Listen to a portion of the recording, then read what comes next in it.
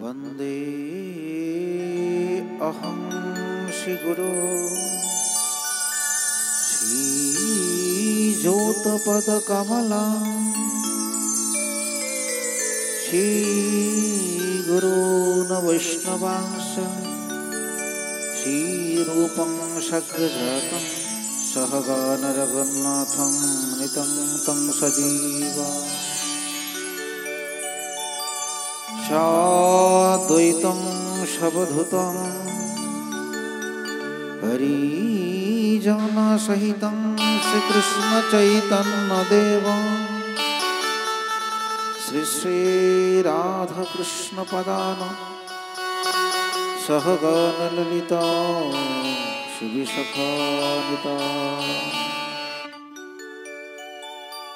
ॐ अज्ञानतिमिरन्धस्य ज्ञानेन शलाकया चक्षुरुन्मीलितं येन तस्मै श्रीगुरवे नमः। ॐ आनन्दलीलमय विग्रह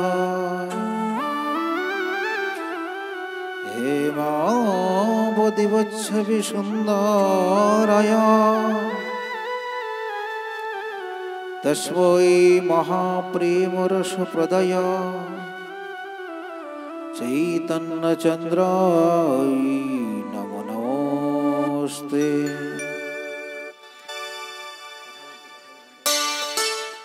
हे कृष्ण करुणा सिन्धु একটু কথা কম বলবেন, কথা একটু কম বলবেন। दीनबन्धो जगत्पथे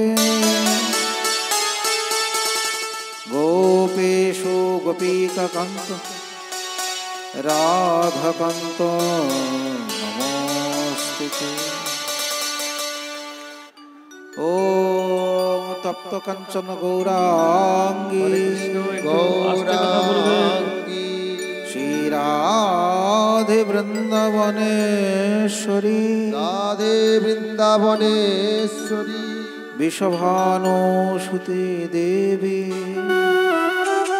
तं नमामि हरिप्रिये।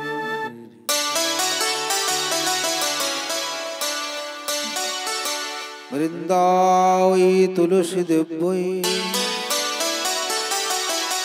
प्रियायै केशवस्य च कृष्ण भक्ति पदे देवी सत्यवत्यै नमो नमः। वंशाकल्पतरुभ्यश्च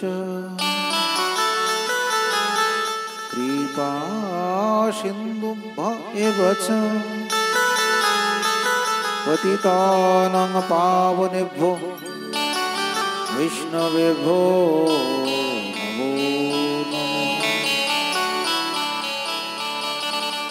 शिरोः श्री सनातन भट्ट रघुनाथ ভট্ট রঘুনাথ श्रीजीव गोपाल भट्ट दास रघुनाथ জীব গোপাল ভট্ট দাস রঘুনাথ এই ছয় গোসাইর করি চরণ বন্দন চরণ বন্দন যাহা হইতে বিঘ্ন নাশ অভীষ্ট পুরাণ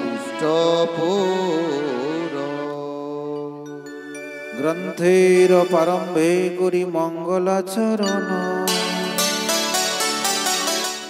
গুরু বৈষ্ণব ভগবান তিনের শরণ এই তিনেরই শরণে হয় বিঘ্ন বিনাশন অনায়াস হয় নিজ বাঞ্ছিত পূরণ বাঞ্ছিত পূরণ।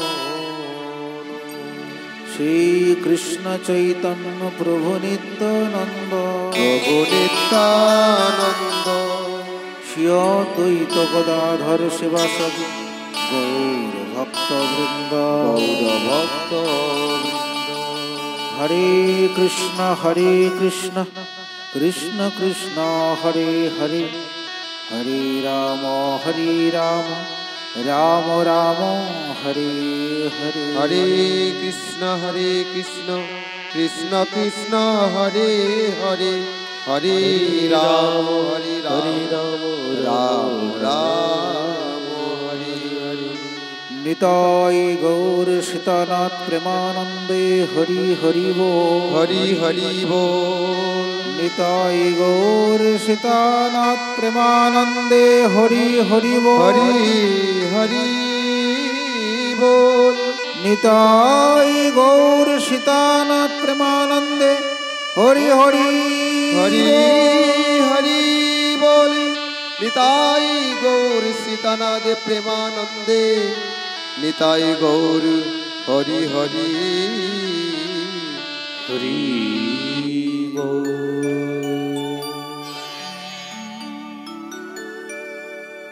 জয় মহাপ্রভু, হরে কৃষ্ণ, জয় শ্রী রাধে,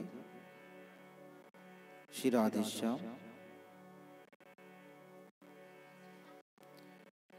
পরম দয়াল পতিত পাবন শ্রী গৌরহরি ভগবানের অশেষ কৃপা, অশেষ অনুকম্পা, রাধা মাধবের অহেতুকী কৃপা করুণায় আজকের এই সুন্দর দিনে মঙ্গলময় সন্ধ্যার শুভ সন্ধিক্ষণে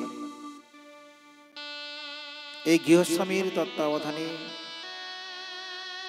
তাঁর এই শ্রী অঙ্গনে মহতীয় ভাগবতীয় কথা পরম সমাঙ্গলিক এই আয়োজন, এবং এই আয়োজনে যে সকল গৌর ভক্তবৃন্দ, ভক্তজন, ভক্তিমতী মা যারা কৃপাপূর্বক আগমন করেছেন গৌরগোবিন্দের কথা আস্বাদন করার জন্য, সর্বাগ্রে ব্যাসপীঠ থেকে আপনাদের শ্রী চরণে জানাই অসংখ্য কোটি দণ্ডবত প্রণাম। তৎপরে প্রণাম জানাই আমার পরম দয়াল ভগবত অভিন্ন শ্রী গুরুদেবের আতুল চরণে। হে গুরুদেব, আপনি প্রসন্ন হন, কৃপা করুন। আপনার কৃপার দ্বারা যেন কিছু হরিকথা আমার মতো অজ্ঞজনের মুখে উচ্চারিত হয়।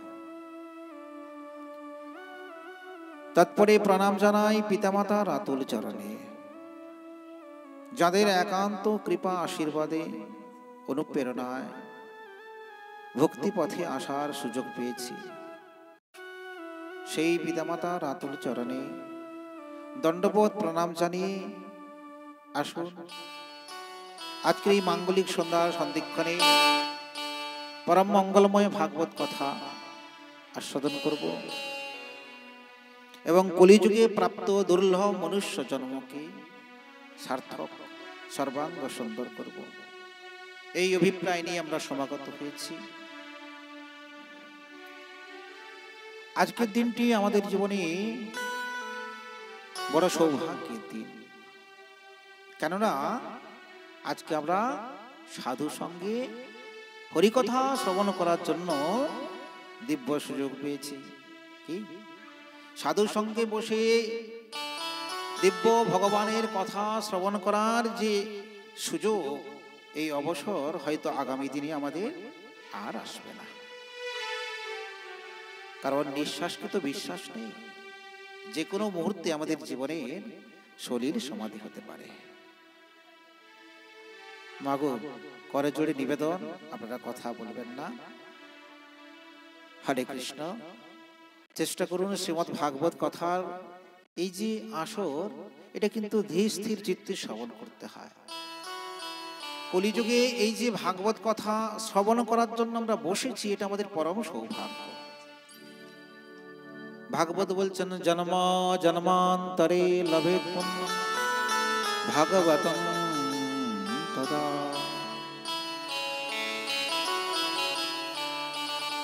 জন্ম জন্মান্তরের পূর্ণ থাকলেই তবে ভাগবত শোনার ইচ্ছে হয়, ভাগবত কথার প্রবচন হয়, শ্রবণ করতে বসা হয়। এই যে আমরা বুঝতে পেরেছি, মনে রাখতে হবে এটা আমাদের জন্ম জন্মান্তরের সৌভাগ্য। ভাগবত কথা শ্রবণ করার জন্য জন্ম জন্মান্তরের সৌভাগ্য লাগে? বলে হ্যাঁ, কারণ কলিযুগে সহজে ভগবানকে পাওয়ার একমাত্র রাস্তা হলো সদাসেব্য সদাসেব্য ভাগবতীয় কথা। কলিযুগে সহজে ভগবানকে প্রাপ্ত করার একমাত্র সহজ রাস্তা হলো সদাই ভাগবত কথা শ্রবণ করা। আমরা কলিযুগের মানুষ, আমাদের পরমায়ু খুব কম, 100 বছর, সেটাও কমে গিয়েছে 50, 60, 70 বছর। তো এত স্বল্প পরমায়ু নিয়ে আমাদের তো আর সত্যযুগের মতো ধ্যান তপস্যা, ত্রেতা যুগের মতো যাগযজ্ঞ, দাপর যুগের মতো সেবা পূজাও সম্ভব নয়। তাহলে কলিযুগের মানুষের সহজ মুক্তির পথ কি হবে? না, কলিযুগের মানুষের সহজ মুক্তির পথ সুত মুনি উগ্র সভা নৈমিষারণ্যে সৌনক আদি 60,000 মুনি ঋষিগণকে বললেন, শোনো মুনি ঋষিগণ, কলিযুগে সহজে ভগবানকে পাওয়ার রাস্তা হলো ভাগবত কথা শ্রবণ করা। কলিযুগে সহজে ভগবানকে প্রাপ্ত করার একমাত্র রাস্তা হলো ভাগবত কথা শ্রবণ করা। ভাগবত কথা শ্রবণ করতে পারলে আর কিছু করা লাগবে না। ভগবান বড় খুশি হবেন, বড় আনন্দিত হবেন, কৃপা আশীর্বাদ প্রাপ্ত করা যাবে এবং অন্তে তার চরণ লাভ করতে পারবে, মনুষ্য জীবন সার্থক হবে। তাহলে ভাগবত কথা শ্রবণের কতখানি গুরুত্ব বুঝতে পারলেন? তাহলে ভাগবত কথা শ্রবণের যখন এতই গুরুত্ব, তাহলে শ্রবণটাও কেমন করতে হবে? এই জন্যই বলছিলাম যে ধীর হয়ে বসুন, শ্রবণ করুন। কলিযুগে ভাগবত কথা শ্রবণের দ্বারা যখন ভগবানের কৃপা হয়ে যাবে, আর কিছু লাগবে না, তাহলে ভাগবত কথা কেমন শ্রবণ করতে হবে? শ্রদ্ধা অবনত চিত্তে, শ্রদ্ধা অবনত চিত্তে ভাগবত কথা শ্রবণ করতে হবে। জীব গোস্বামী পাদ তার ভক্তি সন্দর্ভ গ্রন্থে বলেছেন, সদদাতি বিশ্বাস ইতি শ্রদ্ধা। যার দ্বারা বিশ্বাস উৎপন্ন হয় তাকেই শ্রদ্ধা বলে। শ্রদ্ধার অপর নাম হলো বিশ্বাস। কথা শ্রবণ করতে বসবেন, কথা আমাদের অনেক হচ্ছে, ভাগবত কথা তো আর কম হচ্ছে না, কিন্তু কথা শ্রবণ করে আমাদের লাভ কিছু আমরা বুঝতে পারছি না। কি এত কথা শ্রবণ করেও ভগবানের সেই ভক্তি পথটাকে আমরা দৃঢ়তার সঙ্গে গ্রহণ করতে পারছি না, নিরাবিল যে ভগবানের চরণে থাকতে পারছি না। কেন? আসলে ভাগবত কথা আমাদের বিশ্বাসের সঙ্গে শোনা হচ্ছে না, শ্রদ্ধার সঙ্গে শোনা হচ্ছে না। এক কান দিয়ে শুনছি, এক কান দিয়ে বেরিয়ে যাচ্ছে না। সুদৃঢ় বিশ্বাসের সঙ্গে যদি হরিকথা শ্রবণ করা হয়, তাহলে কি হবে? না, অবশ্যই ভগবানে প্রেম উৎপন্ন হবে, প্রীতি উৎপন্ন হবে। আর ভগবানে প্রীতি উৎপন্ন হলে ভগবান কি হবে? না আপনার হবে। ভগবানকে যারা প্রেম করতে পেরেছেন, যারা ভগবানের প্রীতি উৎপাদন করতে পেরেছেন, ভগবান তার হয়েছে। কি তো ভগবানের কৃপা যদি লাভ করতে হয়, তাহলে আমাদেরকে ভগবানের কথা শ্রদ্ধা ভক্তির সঙ্গে শুনতে হবে, বিশ্বাসের সঙ্গে। চৈতন্য চরিতামৃত বলছেন সুদৃঢ় বিশ্বাস, যেমন তেমন বিশ্বাস নয়। যদ্যপি ভগবানের কথায় আমাদের বিশ্বাস আছে, কিন্তু সেই বিশ্বাসটা ঠুনকো বিশ্বাস। কি সংসারে যদি দেখা যায় যে একটু অশান্তি বা একটু কোনো সমস্যা হয়ে যায়, তাহলে আমরা ভগবানের সেবা পূজা বন্ধ করে দিই। প্রভু তোমার চরণে থেকে কি লাভ হবে? প্রভু তোমাকে ভালোবেসে আমার সংসারে যদি কষ্ট দুঃখ পেতে হয়, তো ভগবানকে আমরা যে ভালোবাসি, তা আমাদের ভালোবাসার বিনিময়ে ভগবানের চরণে আমাদের অনেক কামনা বাসনা এইগুলো রাখি। যদি কামনা বাসনা পূরণ হয়, তবেই ভগবানের সেবা পূজা হবে, ভক্তি হবে, নাহলে হবে না। কি তা এজন্য না, ভগবানের চরণে সুদৃঢ় বিশ্বাসের সঙ্গে আসতে হবে। প্রভু, আমি তোমার চরণে নিজেকে অর্পণ করলাম। জীবনে যত দুঃখ কষ্ট আসুক না কেন প্রভু, তোমার চরণ আমি ছাড়ব না প্রভু। যত কষ্ট দেবে দাও প্রভু, যত দুঃখ দেবে দাও, তবু তোমার আমি চরণ ধরে থাকবো। এটাই হলো সুদৃঢ় বিশ্বাস। এই সুদৃঢ় বিশ্বাসের সঙ্গে হরিকথা শুনতে হবে। তো বিশ্বাস আমাদের আছে, সেই বিশ্বাসটা সুদৃঢ় নয়, পরিপক্ক বিশ্বাস নয়। তো ভগবান তিনি কখনো প্রকট রূপে আসেন লীলা করার জন্য, নরলীলা করার জন্য। যারা ভাগ্যবান হয় তারা তার লীলা দর্শনের সুযোগ পায়, তাকে সামনে থেকে দর্শনের সুযোগ পায়, কৃপা লাভ করে।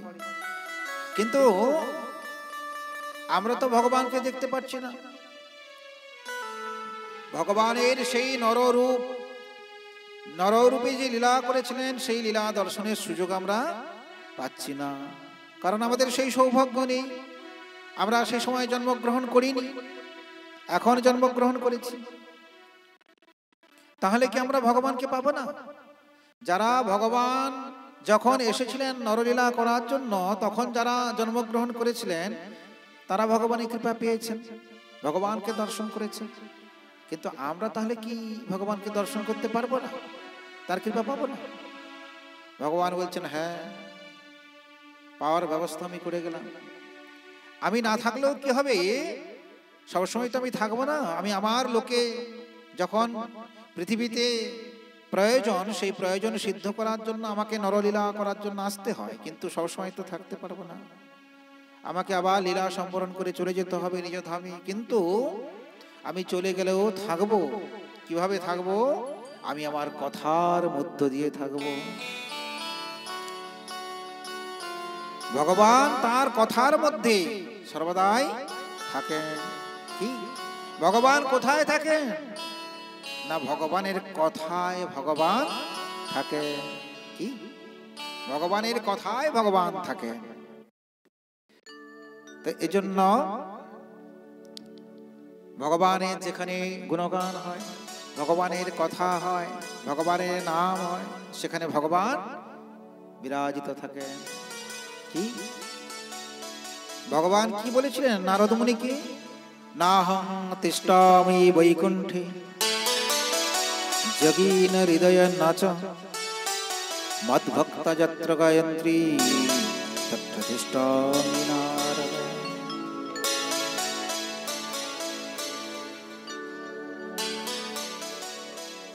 হরি বল, হরি হরি বল।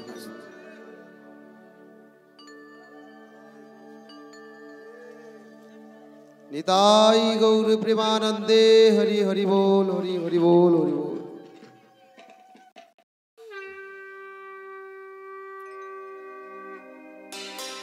জয় শ্রীরাধে, হরে কৃষ্ণ। তাহলে ভগবান কোথায় থাকেন? নাহং তিষ্ঠামি বৈকুণ্ঠে যোগীন হৃদয় নাচ মদ্ভক্তা যত্র গায়ন্তি তত্র তিষ্ঠামি নারদ। আমি বৈকুণ্ঠেও থাকি না, যোগীদের হৃদয়েও থাকি না। কোথায় থাকি? আমার ভক্তবৃন্দ যেখানে আমার গুণ সংকীর্তন করেন, আমার গুণগান করেন, আমার কথা করেন, আমি সেখানে সাক্ষাৎ বিরাজিত থাকি। তো ভগবান তার কথায় থাকেন। তো আমরা ভগবানকে কিভাবে বিশ্বাস করব? না, তার এই দিব্য গ্রন্থ, তার বাংময় বিগ্রহ লীলা, দিব্য সেই কথার মধ্যে ভগবান বিরাজিত আছেন।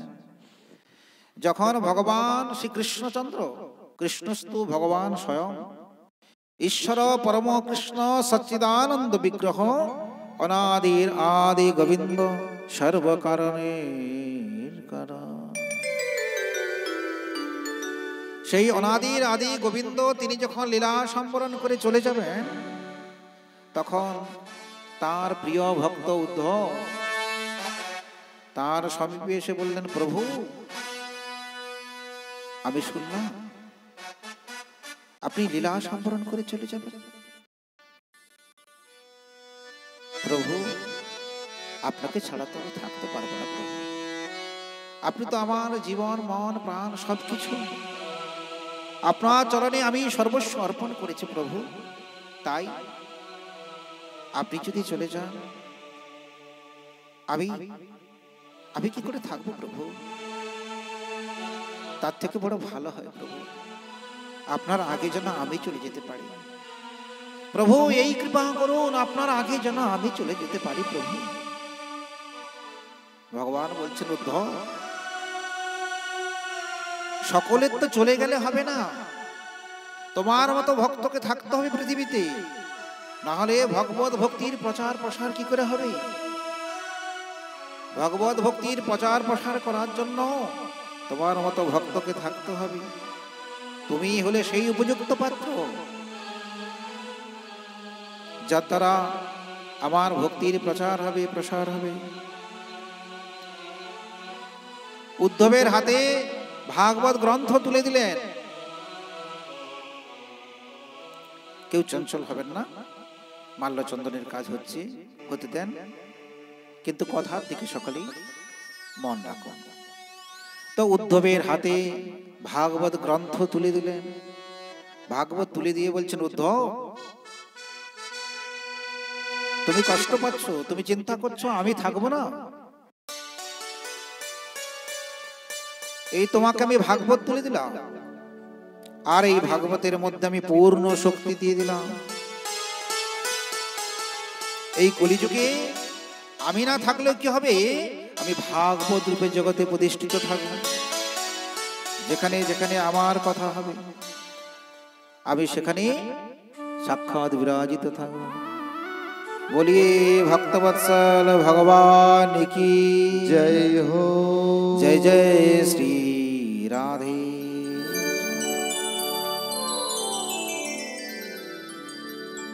তো আসুন আমরা সেই ভাগবত গ্রন্থ আস্বাদন করব। যদ্যপি আমাদের হাতে সময় খুব অল্প, শীতের রাত্রি তো সময় বেশি সময় নেওয়া যাবে না, তো আমাদের হাতে সময় খুব অল্প, কিন্তু সেই অল্প স্বল্প পরিসরে আমরা ভগবানের দিব্য লীলা কথা কিঞ্চিত শ্রবণ করব। দেখুন, কথা তো আমরা হাজার কথা শুনি, কথা শুনতে শুনতে অনেকের কথা মুখস্থ হয়ে গিয়েছে, কিন্তু এই মুখস্থ হওয়ার তো বড় কথা নয়। এত কথা শোনার প্রয়োজন নেই। হাজার কথা এক কান দিয়ে শুনলাম, এক কান দিয়ে বেড়ে গেল, শুনে লাভ কি? তার থেকে একটা কথা শুনবো শ্রদ্ধা ভক্তির সঙ্গে, বিশ্বাসের সঙ্গে একটা কথা শুনবো, যে কথার দ্বারা কি হবে? ভগবানের কৃপা লাভ হবে। কথা অনেক, অসীম, অনন্ত। ব্রহ্মাদি দেবতাগণ যে কথা বলে শেষ করতে পারে না, আমরা ক্ষুদ্র মনুষ্য জীব কতটুকু ভগবানের কথা বলতে পারি, কতটুকু বা শ্রবণ করতে পারি? তো বিশ্বাসের সঙ্গে আমরা কিঞ্চিত কথা শুনবো, সেটাই অনেক। ভাগবত তার মাহাত্ম্যে বলেছে যে ভাগবতের কেবলমাত্র অর্ধ শ্লোক যদি আস্বাদন করা যায়, তাতেও ভগবানের কৃপা লাভ করা যায়। ভাগবত ভগবানের কৃপা লাভ করতে গেলে অর্ধমাত্র শ্লোক যদি আস্বাদন করা যায়, তাতেও ভগবানের কৃপা লাভ করা যায়। তো আমাদের যেটুকু সময় আছে সেটাও কম নয়। এই স্বল্প পরিসরে আমরা বিশ্বাসের সঙ্গে, যে কথা আমি পূর্বেই বলেছিলাম, যে বিশ্বাসের সঙ্গে আমরা হরিকথা শ্রবণ করব। তো বিশ্বাস নিয়ে কথা শুনবো, এবং সেই কথা লীলা আমরা ছোট্ট করে শ্রবণ করব, কিন্তু লীলার ভেতরে শিক্ষা তত্ত্ব কথাগুলো বেশি করে আমাদের আস্বাদন করতে হবে। যে কথাগুলো শুনে আমাদের জীবনে অ্যাপ্লাই করতে হবে, জীবনে কাজে লাগাতে হবে, তবেই ভাগবত কথা শোনা সার্থক হবে। তো যাই হোক, শ্রীমদ্ ভাগবত মহাপুরাণ অন্যতম শ্রেষ্ঠ গ্রন্থ। মহর্ষি কৃষ্ণ দ্বৈপায়ন বেদব্যাস রচনা করেছেন। 18,000 সংস্কৃত শ্লোক, 335টি অধ্যায়, 12 স্কন্ধ। এই ভাগবত গ্রন্থের ভেতরে অনেক লীলা, ভগবানের দিব্যাতি দিব্য অনেক লীলা কথা, ভগবানের ভক্তের লীলা কথা সুন্দরভাবে আছে। সেই সকল লীলার মধ্যে কোনো একটু লীলা প্রসঙ্গ আমরা আস্বাদন করব। তা আসুন আমরা ভাগবতের কথা প্রবেশের পূর্বে একটু ভগবানের ভজন আস্বাদন করব। ভগবানের ভজন আস্বাদন করতে করতে ভাগবতের কথা প্রবেশ করব। বলিয়ে ভগবান ভগবান কি जय हो। बोलिए भक्तवत्सल भगवान की जय जय जय श्री राधे जय श्री राधे। चलो मन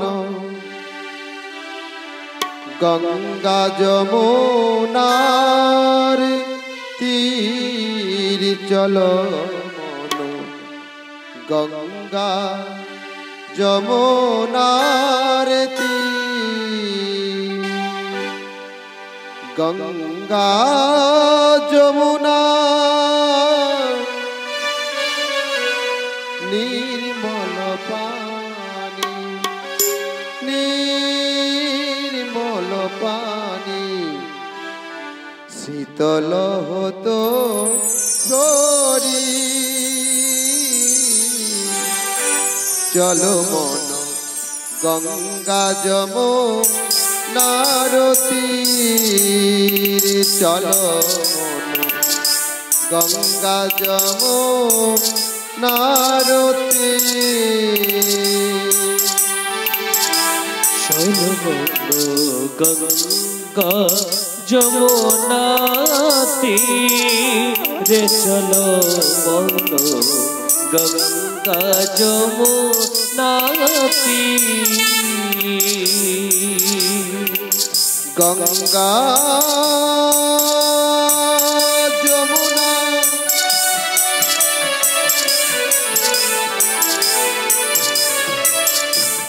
নির্মল পানি নির্মল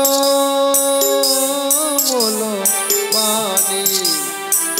গঙ্গা যমুনা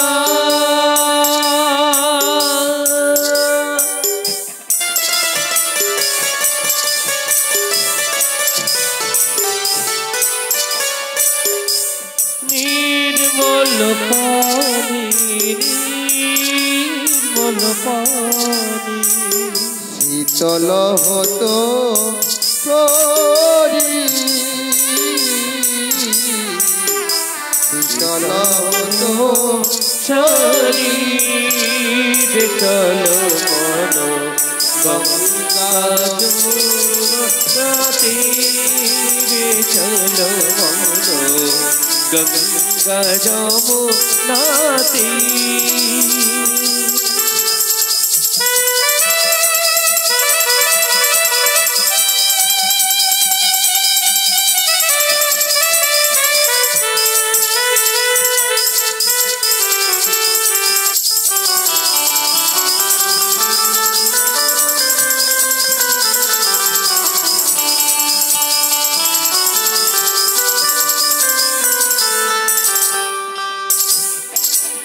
বংশী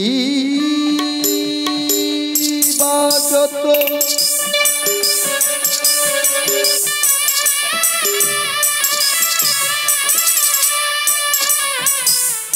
বংশী বাজত গায়ত গানা গায়ত গানা। বংশী জগত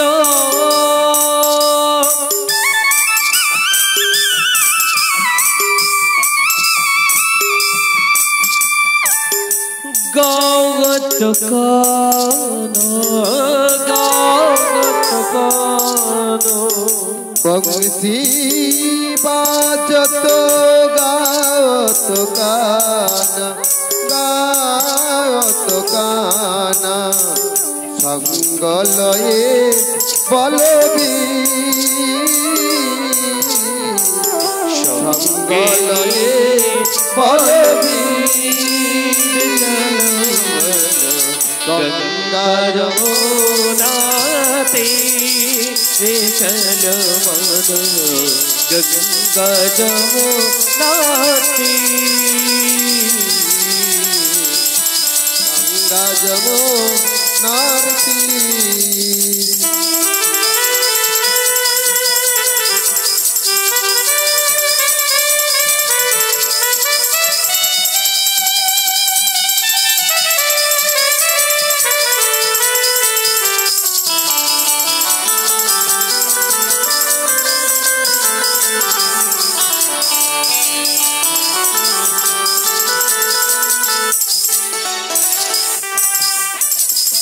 মোর মুকুট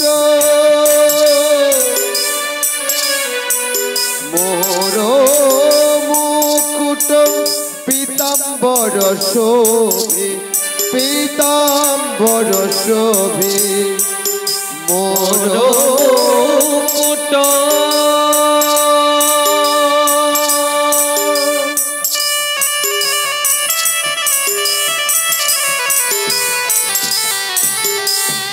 মোর মুকুট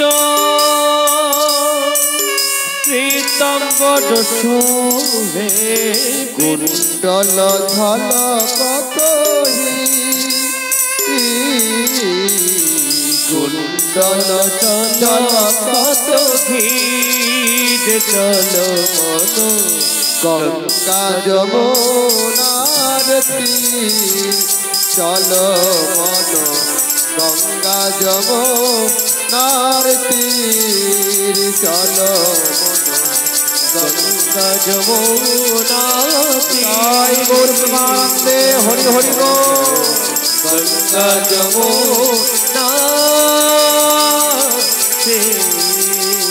मीरा के प्रभु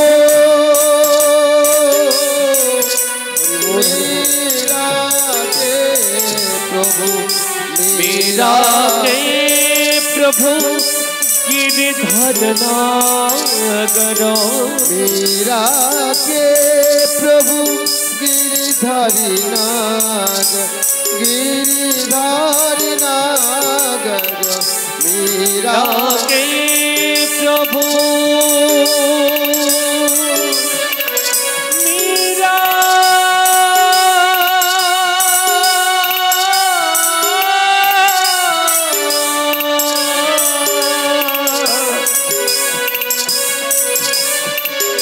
मीरा के प्रभु गिरधर नागर चरण कमल परोसी चरण कमल पदसी चल मन गंगा यमुनारती चल गंगा यमुनारती चल गंगा যমুনাতে চল মন গঙ্গা যমুনাতে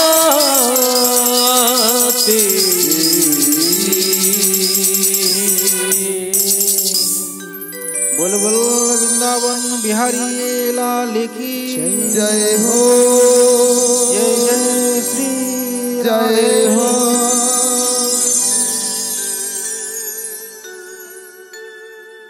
শ্রীমদ্ ভাগবত মহাপুরাণ।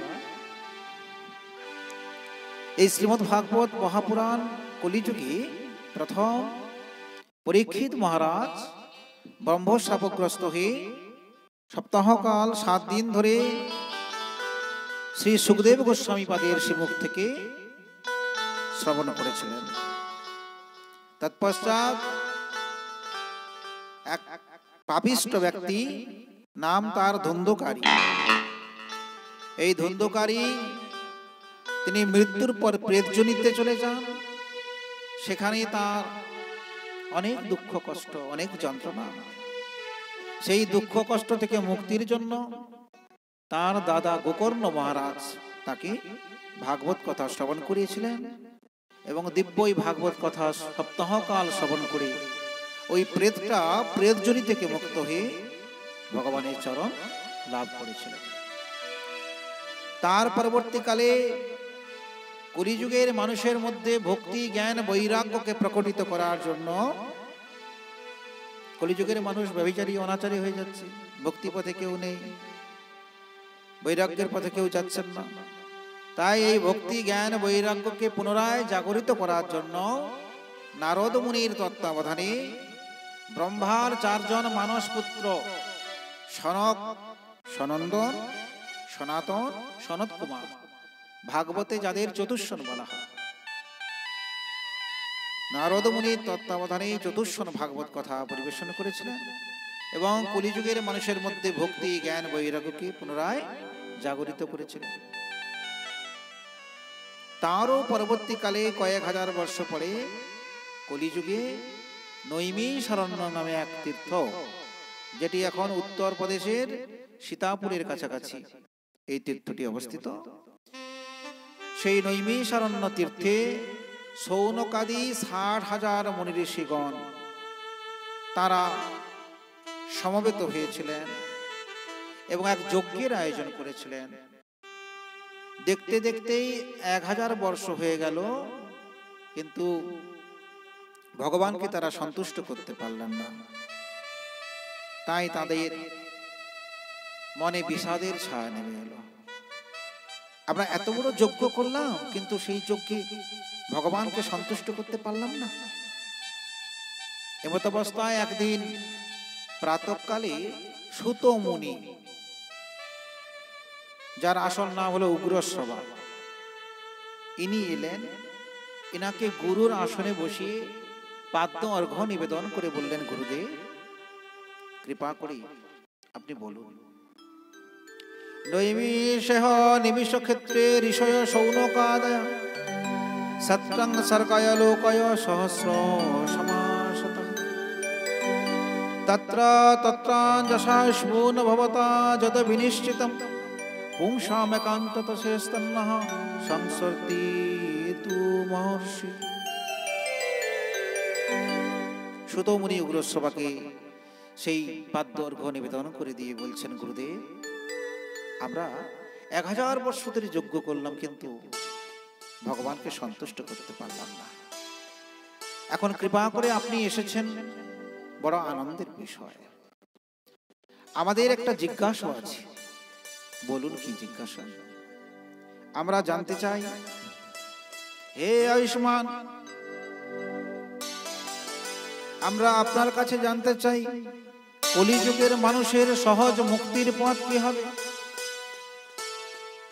আপনি তো শাস্ত্রে বিশারদ, আপনার অনেক পাণ্ডিত্য, কৃপা করে আমাদের সেই মনের সংশয় দূর করে দেন। কলিযুগের মানুষের সহজ মুক্তির পথ কি হবে? আমরা এই যজ্ঞ করেছিলাম, যজ্ঞ করে যজ্ঞকর্তা ভগবানকে সন্তুষ্ট করে তার কাছ থেকে উত্তরটা জানার জন্যই আমাদের যজ্ঞের আয়োজন, কিন্তু ভগবান তো দর্শন দিলেন না। যাই হোক, আপনার মতো সাধু বৈষ্ণব মহাত্মাকে পেলাম, কৃপা করে আপনি বলুন কলিযুগের মানুষের সহজ মুক্তির পথ কি হবে? এখন কলিযুগের মানুষের সহজ মুক্তির কেন উপায় খুঁজছে? এই মুনি ঋষিরা তারা নৈমিষারণ্যে কলিযুগের মানুষের জন্য সহজ মুক্তির পথ কেন খুঁজছেন? বলতে পারতেন কলিযুগের মানুষের মুক্তি কিসে হবে, কিন্তু সহজে কি করে মুক্ত হতে পারে? সহজ মুক্তির উপায় কি? কেন না, পদ্মপুরাণে একটা সুন্দর শ্লোক আছে, সেখানে বলা হয়েছে, শতং জীবতি যদ্দল্পং নিদ্রা তস্বার্ধহারিণী বাল্য রোগ জরা দুঃখ স্তদগ্ধমপি নিষ্ফলম। পদ্মপুরাণে সুন্দর একখানি শ্লোক আছে, সেখানে এই কলিযুগের মানুষের অবস্থার কথা বলা হয়েছে। বলছেন, শতং জীবতি যদ্দল্পং নিদ্রা তস্বার্ধহারিণী। মানুষের যে পরমায়ু, কলিযুগের মানুষের যে পরমায়ু, সেই পরমায়ুর অর্ধেকটা ঘুমিয়ে ঘুমিয়ে কাটিয়ে দিই আমরা, আর বাকি যে অর্ধেক পরমায়ু সেটা কিছু হয় বাল্য রোগ জরা দুঃখ। বিভিন্ন সময়, বাল্য, তারপর কৈশোর, যৌবন, বার্ধক্য, এরই মধ্যে বিভিন্ন রোগ ব্যাধি ইত্যাদি, এই সমস্ত এর মধ্য দিয়ে অর্ধেকটা সময় চলে যায়। এইভাবে কি হয় বলছেন, নিষ্ফল, আমাদের জীবনটা নিষ্ফল হয়ে যায়। আমরা যে অনেক সাধনার দ্বারা মানব জন্ম পেয়েছি, এই মানব জন্ম পেয়ে আমরা যদি সেই অর্ধেক সময় ঘুমিয়ে কাটি দিই, আর অর্ধেকটা সময় আমাদের সংসারে কেটে যায়, নানান দুঃখ যন্ত্রণার মধ্য দিয়ে কেটে যায়, তাহলে হরিভজন হলো না। আর হরিভজন যদি না হয় তাহলে জীবন ব্যর্থ হয়ে গেল। মৃত্যুর পর নরক যন্ত্রণা ভোগ করে কৃমিকীট, ছাগল, শিগাল নিকৃষ্ট জনিতে আবার প্রত্যাবর্ত। পুনরপি জন্ম পুনরপি মরণম পুনরপি জননী জঠরে শয়নম।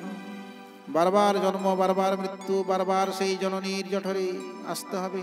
কৃমিকীট, ছাগল, শিগাল, বৃক্ষ আদি বিভিন্ন সেই আবার 84 লক্ষ জনি ঘুরে ঘুরে একবার মনুষ্য জন্ম।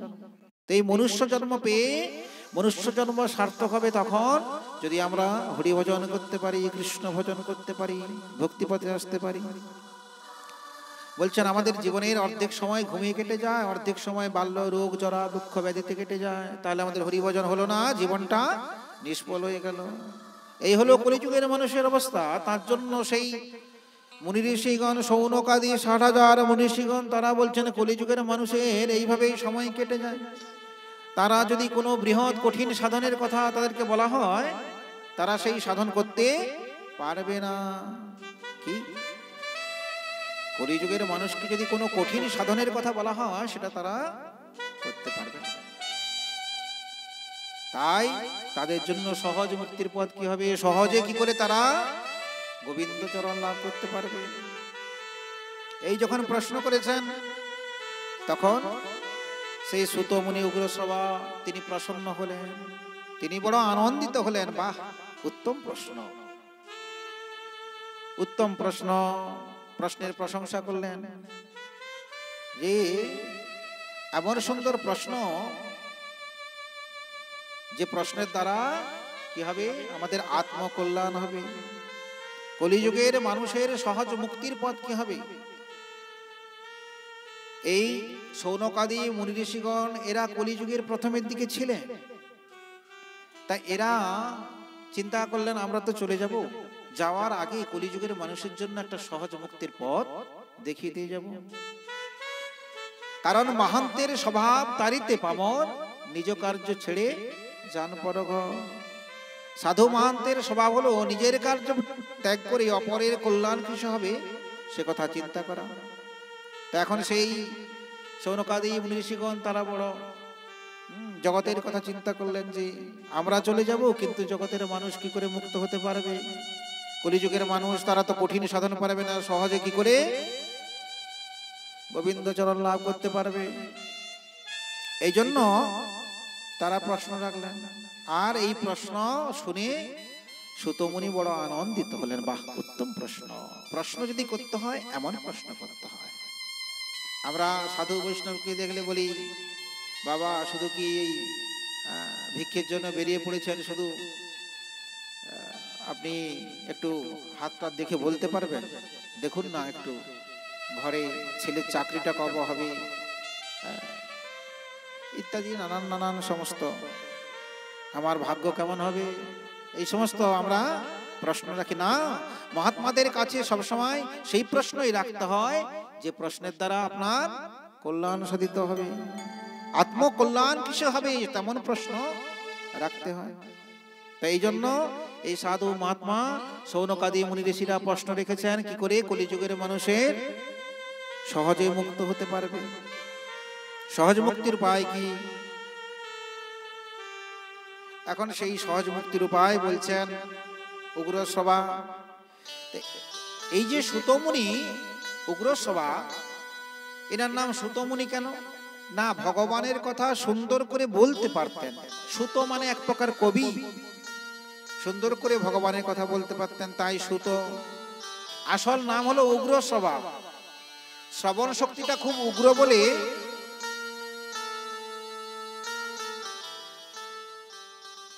শ্রবণ শক্তিটা খুব উগ্র বলে তাই তার নাম উগ্রশ্রবা। উগ্রশ্রবা শ্রবণ শক্তি খুব উগ্র।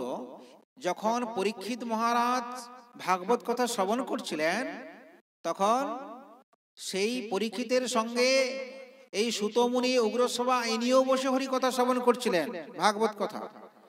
তো 7 দিনের কথাকে ইনি 7 দিন সেই ভাগবত কথা পরীক্ষিতের সঙ্গে বসে বসে শুনলেন, আর 7 দিনের কথাকে একেবারে হৃদয়ের মাঝে গেঁথে নিলেন।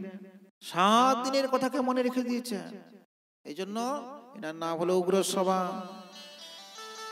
সেই উগ্রশ্রবা তিনি বলছেন, সংসারিণাং করুণায় পুরাণ গুজ্জং তং ব্যাস শুনুমুপয়ামি গুরু মুনিনা। আপনারা জিজ্ঞাসা করছেন কলিযুগের মানুষের সহজ মুক্তির পথ কি হবে? কলিযুগের মানুষের সহজ মুক্তির একমাত্র পথ হলো ভাগবত কথা শ্রবণ করা।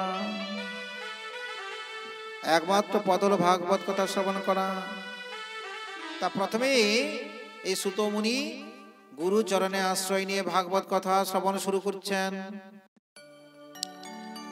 নারায়ণং নমস্কৃত্য নরং চৈব নরোত্তমং দেবীং সরস্বতীং ব্যাসং ততো জয়োমুদীরয়ে। প্রথমে এই সুতমুনি উগ্রশ্রবা গুরু চরণকে আশ্রয় করে নরনারায়ণ ঋষি ব্যাসদেব, দেবী সরস্বতীকে প্রণাম জানিয়ে, সুখদেবকে প্রণাম জানিয়ে সুতমুনি ভাগবত কথা শুরু করছেন। তাহলে প্রথমে যখন ভাগবত কথা সেই নৈমিষারণ্যে শ্রবণ করাচ্ছেন, গুরুচরণ আশ্রয় নিয়ে তবেই শ্রবণ করাচ্ছেন। তাহলে উত্তরটা হলো ভাগবত কথা শ্রবণ করা কলিযুগের মানুষের সহজ মুক্তির জন্য। আর সেই তখন সৌনকাদি মুনি ঋষিরা তারা বলছে আমরাও ভাগবত কথা শ্রবণ করতে চাই। এই ভাগবত কথা শ্রবণ করানো শুরু করছেন গুরু চরণে আশ্রয় নিয়ে। তা আমাদের মনে রাখতে হবে, শুধু শাস্ত্র পাঠ কেন, যে কোনো কর্ম, সেই কর্মে প্রবৃত্ত হওয়ার আগে গুরু চরণে আশ্রয় নিয়ে, গুরুদেবের কৃপা নিয়ে তবেই সেই কর্মে অগ্রসর হতে হয়। গুরু কৃপা নিয়ে যদি কর্মে অগ্রসর হওয়া যায়, তবে সেই কর্মের পূর্ণতা প্রাপ্তি সম্ভব হয়, সেই কর্ম পূর্ণতা প্রাপ্তি হয়।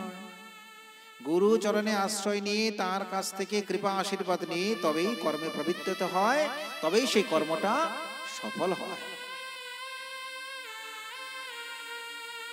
হরিভক্তি বিলাস গ্রন্থ গোপাল ভট্ট গোস্বামী বিরচিত, সনাতন গোস্বামী টিকা দিয়েছেন। সেই হরিভক্তি বিলাস গ্রন্থে সুন্দর একখানা শ্লোক আছে। প্রথমন্ত গুরু পূজস্ততৈশ্চৈব মদর্চনম কুর্বন সিদ্ধিম বাপ্নতি অন্যথা নিষ্ফলম। হরিভক্তি বিলাস গ্রন্থে বলছেন, প্রথমন্ত গুরু, প্রথমেই গুরু চরণে আশ্রয় নিয়ে তার পূজার্চনা করে তাকে, তার কাছ থেকে কৃপা আশীর্বাদ নিয়ে কার্যে এগিয়ে যেতে হবে। যদি সেটা না করি, সেই কার্যটা নিষ্ফল হয়ে যাবে। আমার কথা নয়, হরিভক্তি বিলাস থেকে শ্লোকটি। যদি সেই কর্মে আমরা গুরু কৃপা না নিয়ে যাই, তাহলে কর্মটা নিষ্ফল হয়ে যাবে। যে কোনো কর্ম, আপনি যে কোনো কর্ম করুন না কেন, সেই কর্মে প্রবৃত্ত হওয়ার পূর্বে গুরুচরণে আশ্রয় নিয়ে তার কাছ থেকে কৃপা আশীর্বাদ নিয়ে তবে এগিয়ে যান, দেখবেন সেই কর্মে সফলতা লাভ করবেন। তো এই গুরু প্রসঙ্গে একটা দৃষ্টান্ত আমার মনে এলো। এক সময় সেই রামকৃষ্ণদেব, তিনি তার প্রিয় শিষ্য বিবেকানন্দ, যাকে নরেন বলে ডাকতেন, সেই নরেনকে বলছে, ওরে নরেন, দেখ দেখ, এই যে গঙ্গাবক্ষের উপর দিয়ে বড় জাহাজটা যাচ্ছে, ওই জাহাজটা ওপারের ওই কৃষ্ণনগরের ঘাটে যেতে কত সময় লাগতে পারে? গুরুদেব, ঘন্টা 3 ঘন্টা 4 ঘন্টায় পৌঁছে যাবে। আচ্ছা নরেন, ওই যে বড় জাহাজটার পেছনে ছোট ডিঙি নৌকাটা যাচ্ছে, ওর কত সময় লাগবে? গুরুদেব, ছোট ডিঙি নৌকাটা যেতে পারবে না। ছোট ডিঙি নৌকাটা ওপারে কৃষ্ণনগরের ঘাটে যেতে পারবে না, ও সামনে কোনো ঘাটে এসে লেগে যাবে। ওর পক্ষে অত রাস্তা যাওয়া সম্ভব নয়, ও তো রাস্তা হারিয়ে ফেলবে। অগাধ জলরাশির মধ্যে ও রাস্তা খুঁজে পাবে না, ওর পক্ষে কৃষ্ণনগরের ঘাটে যাওয়া সম্ভব নয়। আচ্ছা নরেন, যদি একটা কাজ করা হয়, ওই বড় জাহাজটার সঙ্গে ছোট ডিঙি নৌকাটাকে বেঁধে দেওয়া হয়, তাহলে কি হবে গুরুদেব? তাহলে বড় জাহাজটাও পৌঁছে যাবে, আর সেই সঙ্গে সঙ্গে ছোট ডিঙি নৌকাটাও পৌঁছে যাবে। রামকৃষ্ণকে বলছে, ওরে নরেন, জানিস এই বড় জাহাজটা হলো শ্রী গুরুদেব, আর ছোট ডিঙি নৌকা হলো আমরা। সংসার সমুদ্রে হাবুডুবু খাচ্ছি আমরা, আমরা ওপারে ভগবানের চরণে যেতে পারবো না, আমরা গৌর গোবিন্দের চরণে যেতে পারবো না। সংসার সমুদ্রে হাবুডুবু খাচ্ছি, রাস্তা খুঁজে পাবো না। গুরুদেব তিনি যাবেন ওই পারে, গুরু গোবিন্দের চরণে তিনি যাবেন, গৌর গোবিন্দের চরণে তিনি যাবেন গুরুদেব। আর তার সঙ্গে যদি নিজেকে বেঁধে ফেলতে পারি, যেমন বড় জাহাজটার সঙ্গে ছোট ডিঙি নৌকাটা বেঁধে দিলে বড় জাহাজটাও পৌঁছে যায়, ছোট ডিঙি নৌকাও পৌঁছে যায় একই সঙ্গে, ঠিক তেমনি করে গুরুচরণটা যদি জড়িয়ে ধরতে পারি, তার সঙ্গে নিজেকে বেঁধে ফেলতে পারি, তাহলে গুরুদেব তো যাবেন, আমাকেও ওই পারে পৌঁছে দেবেন। নিতাই গৌর প্রেমানন্দে হরি হরি হরি বল, হরি হরি। তাও গুরুদেব তিনি তো যাবেন, সেই সঙ্গে সঙ্গে আমাকেও পৌঁছে দেবেন।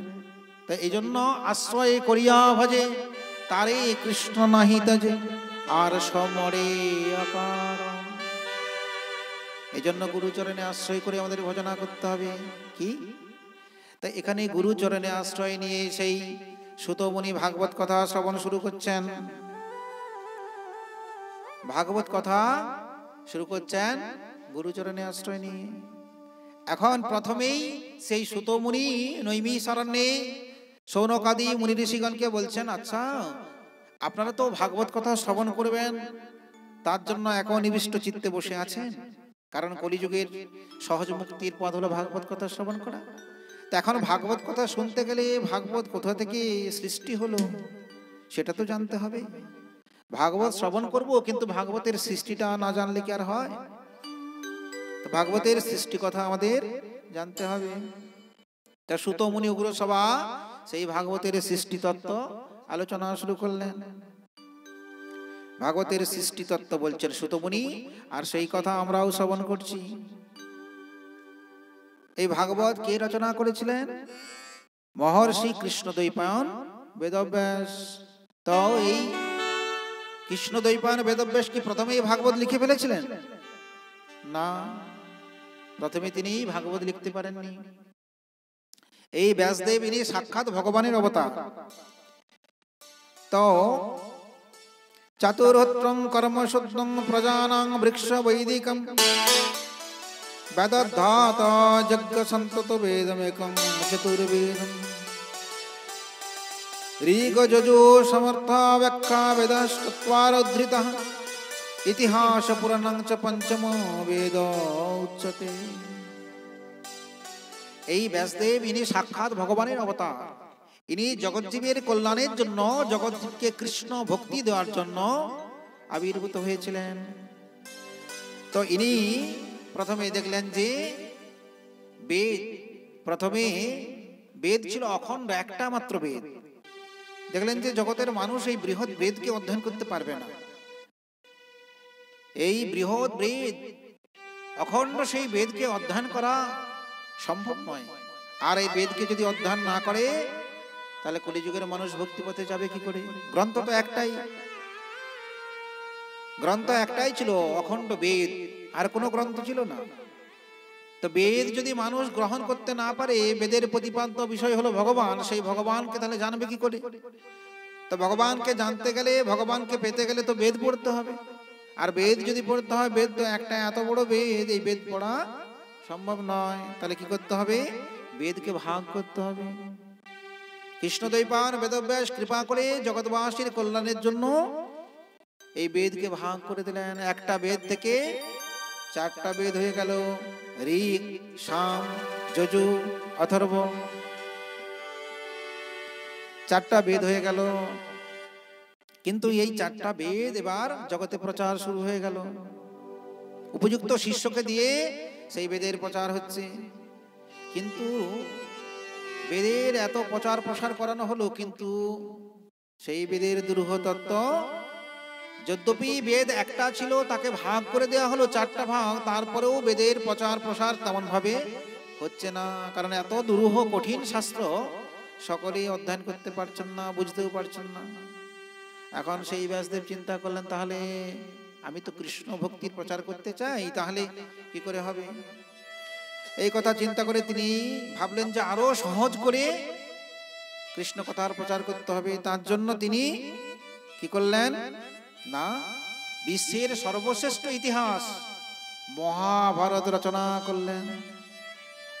মহাভারত রচনা করে ব্যাসদেব চিন্তা করছেন এই মহাভারতের দ্বারা এই গ্রন্থটির প্রচার প্রসার হবে এবং এর দ্বারা কৃষ্ণ ভক্তি জগৎবাসীকে গ্রহণ করাতে পারবো।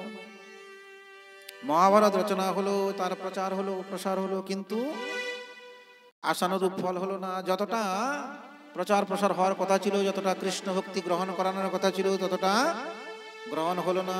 এই মহাভারতের দ্বারাও কিন্তু কৃষ্ণ ভক্তির প্রচার হচ্ছে না। তাহলে কি করবেন? এরপর চিন্তা অবনত চিত্তে তার আশ্রমে বসে আছেন ব্যাসদেব। মস্তকটা অবনত, নিচের দিকে মাথা, মস্তক অবনত হয়ে তিনি চিন্তা করছেন, তাহলে আমি কি অপারক হয়ে গেলাম? আমি যে কাজটা করতে এসেছি জগতে কৃষ্ণ ভক্তির প্রচার প্রসার করার জন্য এসেছি, কিন্তু আমি অপারক হয়ে গেলাম। কৃষ্ণ ভক্তির প্রচার প্রসার তো হলো না। চিন্তাগ্রস্ত হলেন। কিংবা ভগবতা ধর্মান প্রায়ণ নিরূপিতঃ, কিংবা ভগবতা ধর্মান প্রায়ণ নিরূপিতঃ, প্রিয়াং পরমহংসানাং ত এব চিত্তপ্রিয়ঃ, তস্য বাঙ্খিলমাত্মনা মন্ন মনুষ্যখিদ্যতঃ, কৃষ্ণস্য নারদ ভগত সমং তগুদারিতম। তিনি মনে মনে চিন্তা করলেন, তাহলে আমি ঈশ্বর প্রাপ্তির জন্য যে ধর্ম প্রচার করার প্রয়োজন সেই ধর্মে নিরূপণ করতে পারিনি। তিনি দুঃখিত হৃদয়ে বসে আছেন, আমি অপারক হয়ে গেলাম কি করে? আমার দ্বারা কৃষ্ণ ভক্তির প্রচার হচ্ছে না। তাহলে ব্যাসদেব যিনি ভগবানের সাক্ষাৎ অবতার, সেই ব্যাসদেব তিনি কৃষ্ণ ভক্তির প্রচার করাতে পারছেন না। কৃষ্ণের অবতার হয়েও তিনি কৃষ্ণ ভক্তির প্রচার করতে পারছেন না। তিনি অজ্ঞ হয়ে বসে আছেন। তো এই অজ্ঞতা তার মধ্যে তো আসা উচিত না। তিনি সাক্ষাৎ ভগবানের অবতার, তার মধ্যে এই অজ্ঞতা আসা কখনোই উচিত নয়। তাহলে কেন তিনি এমন অজ্ঞ হয়েছেন, অজ্ঞ হয়ে বসে আছেন? তিনি কৃষ্ণ ভক্তির প্রচার করতে পারছেন না, এমন গ্রন্থ রচনা করতে পারছেন না যে গ্রন্থের দ্বারা কৃষ্ণ ভক্তির প্রচার প্রসার হবে। বেদের দ্বারা হলো না, মহাভারতের দ্বারা হলো না। বিষণ্ণ বদনে চোখের জল ফেলছেন ব্যাসদেব। তাহলে ব্যাসদেবের মধ্যে অজ্ঞতা আসা উচিত নয়, কিন্তু কেন অজ্ঞতা এলো? আসলে ভগবান এই অজ্ঞতা ব্যাসদেবের মধ্যে এনে দিয়েছেন।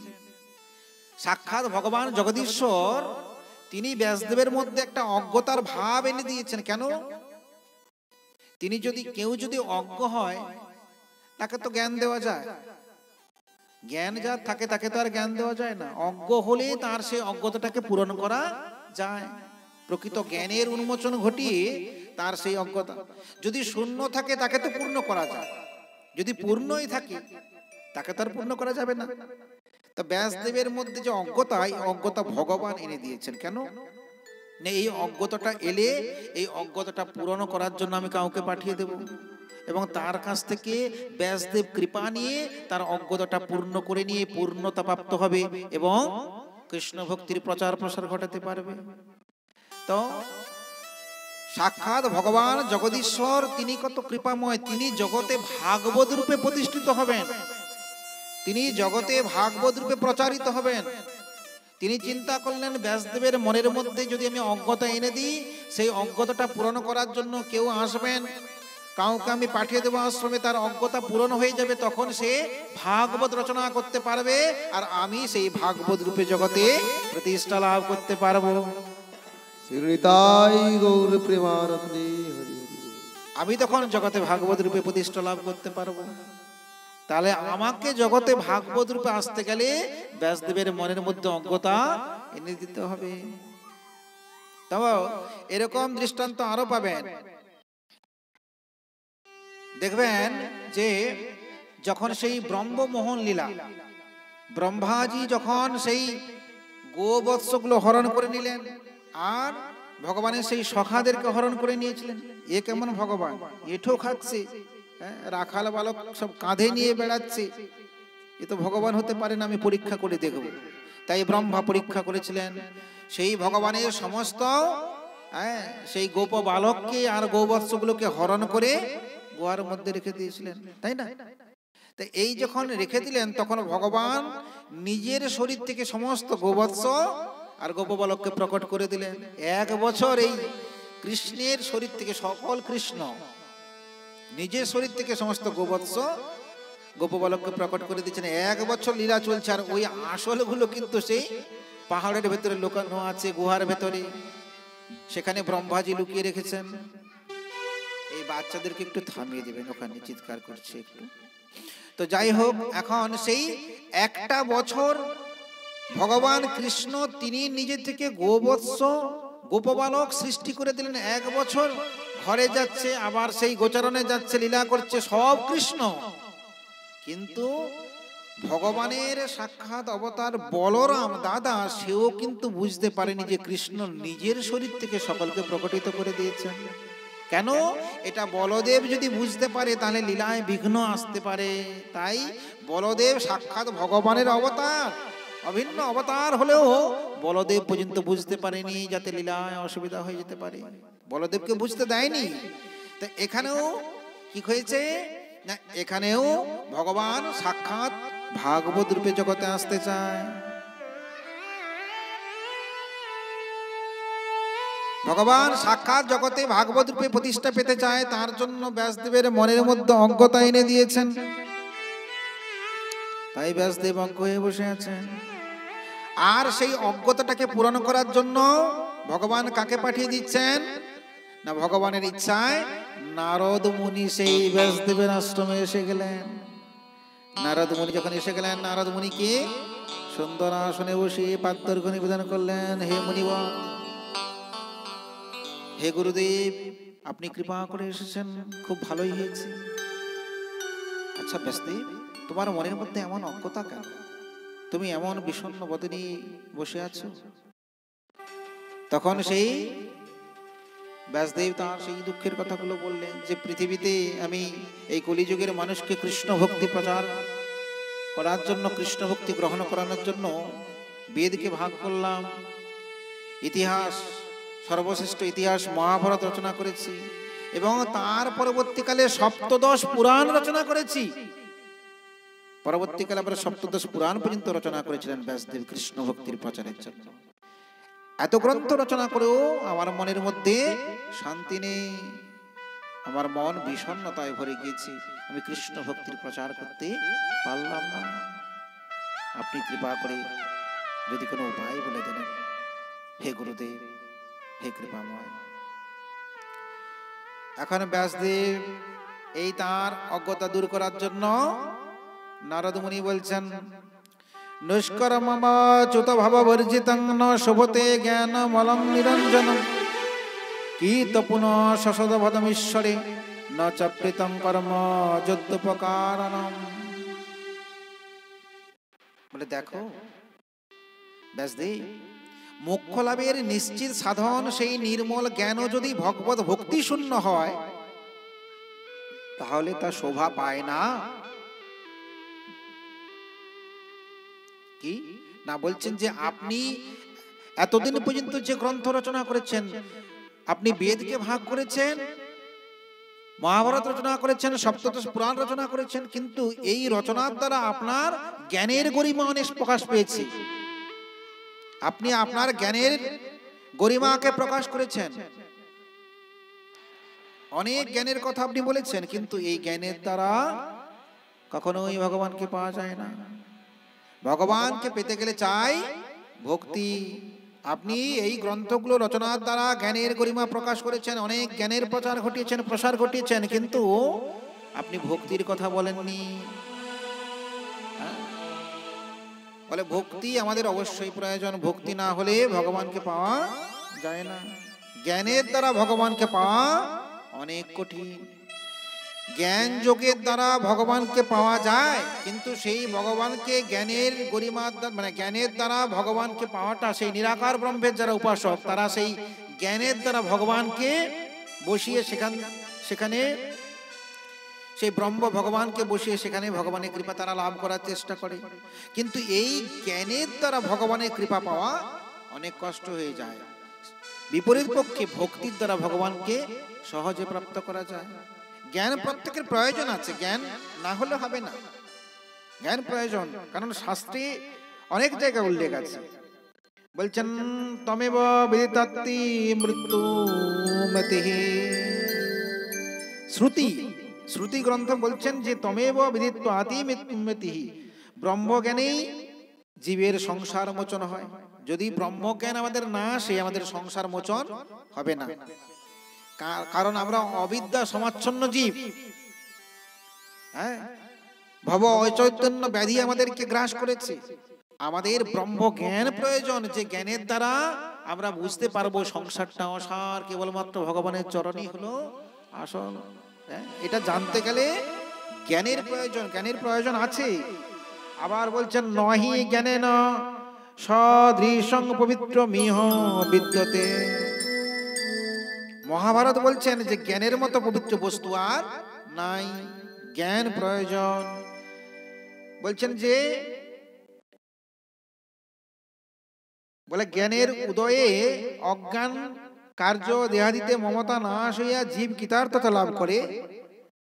বলছেন জ্ঞানের উদয় হলে অজ্ঞান কার্য দেহাদিতে মমতা নাশ হয়। যখন আমাদের হৃদয়ের মধ্যে জ্ঞানের প্রভাব বিস্তার হয়, প্রভাব বৃদ্ধি হয়, তখন কি হয়, আমাদের অজ্ঞানতাটা চলে যায়, কৃষ্ণ ভক্তি আস্তে আস্তে আসতে শুরু করবে।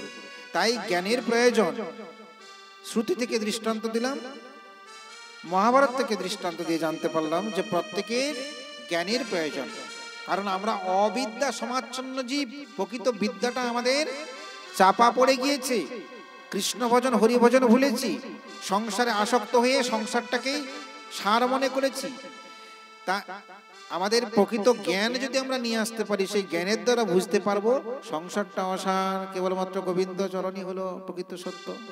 তাই এটা জানতে গেলে জ্ঞানের প্রয়োজন। কিন্তু বলছেন সেই পবিত্র জ্ঞানের মধ্যে যদি ভক্তি মিশ্রিত না থাকে, সেই জ্ঞানটা নিষ্ফল হয়ে যায়। জ্ঞানের মধ্যে যদি ভক্তি না থাকে, তাহলে জ্ঞান প্রয়োজন, কিন্তু জ্ঞানটা ভক্তিযুক্ত জ্ঞান হতে হবে। তুমি যে গ্রন্থগুলো রচনা করেছো, এর দ্বারা জ্ঞানের প্রচার হয়েছে, জ্ঞানের প্রসার ঘটিয়েছেন, কিন্তু ভক্তির কথা বলা হয়নি। দৃষ্টান্ত দিচ্ছেন যে আমরা জানি গঙ্গা জল এটা খুব পবিত্র, তো ভগবানের সেবা পূজা দেবদেবীর পূজা অর্চনায় লাগে গঙ্গা জল। তো এই পবিত্র গঙ্গা জল যদি সুরা ভাণ্ডে, মদের ভাণ্ডে করে গঙ্গা জল নিয়ে আসা হয়, তাহলে কি পবিত্রতা থাকবে? মদের ভাণ্ডে করে যদি গঙ্গার জল নিয়ে আসি, সেটা কি গোবিন্দ সেবায় লাগানো যাবে না দেবদেবীর পুজোয় লাগানো যাবে? যদ্যপি গঙ্গা জল পবিত্র, কিন্তু সেই গঙ্গা জলকে যদি সুরা ভাণ্ডে করে নিয়ে আসি, সেই জলের পবিত্রতা থাকে না। তো জ্ঞান খুব ভালো, কিন্তু সেই জ্ঞানটা যদি ভক্তিযুক্ত না হয়, জ্ঞানের মধ্যে যদি ভক্তি মেশানো না থাকে, তাহলে সেই জ্ঞানটা কোনো কাজে নয়। অনেক পণ্ডিত আছে জগতে, অনেক পাণ্ডিত্য আছে, জ্ঞানের গরিমা প্রকাশ করে নিজেকে বিরাট পণ্ডিত বলে ঘোষণা করে, কিন্তু মনে রাখতে হবে এই পাণ্ডিত্যের দ্বারা ভগবানের কৃপা পাওয়া যাবে না। নিশ্চয়ই আমার পাণ্ডিত্য আছে ভালো, কিন্তু তার সঙ্গে অবশ্যই ভক্তি থাকতে হবে। তো আমাদের জ্ঞানের প্রয়োজন, সেই জ্ঞানের সঙ্গে ভক্তিযুক্ত হলে, ভক্তিযুক্ত জ্ঞান হলে তবেই সেই জ্ঞানের দ্বারা ভগবানের কৃপা লাভ করা যায়। তা এখন কি করতে হবে না, এখন তোমাকে ভক্তির কথা লিখতে হবে। এতদিন পর্যন্ত ভক্তির কথাগুলো লেখা হয়নি, জ্ঞানের কথা লেখা হয়েছে। ভক্তির কথাগুলো লিখলে সেই ভক্তির প্রচার হবে, আর সেই ভক্তির দ্বারা কৃষ্ণ ভক্তি গ্রহণ করে কৃষ্ণের চরণ সকলে প্রাপ্ত করতে পারবে।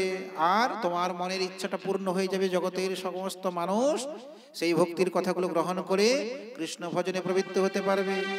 তাই কি ভক্তির কথা লেখা প্রয়োজন, এই বলে নারদ মুনি কৃপা করছেন। তা আসুন আমরা সেই ভক্তিভাবে উন্মোচিত হয়ে ভগবানের একটু ভজন আস্বাদন করি, তারপর পরবর্তী কথা ভজনের পরে শ্রবণ করব।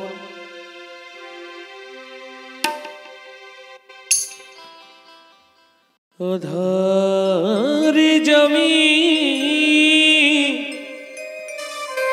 একা আমি খুঁজি গো তোমায়, হাত ধরে পার করে নিও গো আমায়, হাত ধরে পার করে নিও গো আমায়। আধারি জমি একা আমি খুঁজি গো তোমায়, হাত ধরে পার করে নিও গো আমায়। দয়াল হাত ধরে পার করে নিও গো আমায়।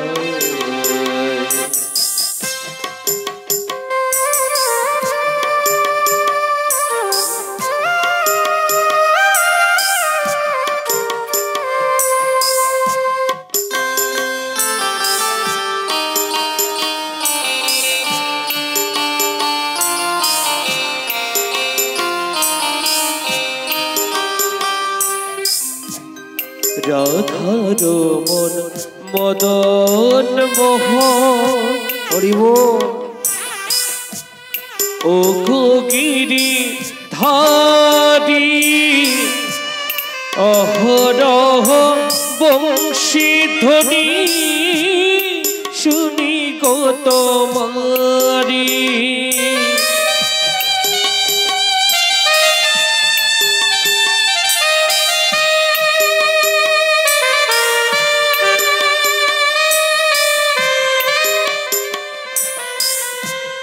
রাধার মন মদন মোহন ও গো গিরি ধারি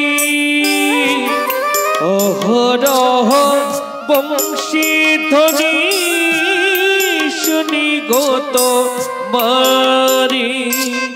ও ভজনে তুমি বিনে ভজনে তুমি বিনে তোরা বেকি হাত রে পার করে নিও গো আমায়। দয়া হাত রে পার করে নিও গো আমায়। আধারি জমি একা আমি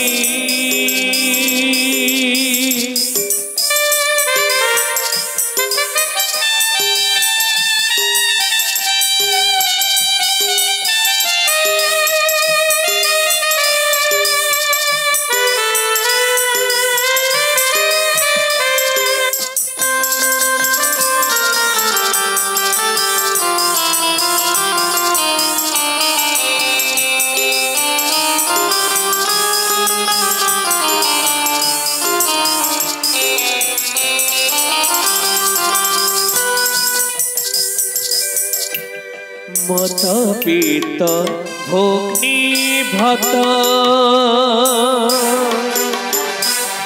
দুটি দিনের দেখা শেষের দিনে স্বজন বিনে যেতে হবে একা।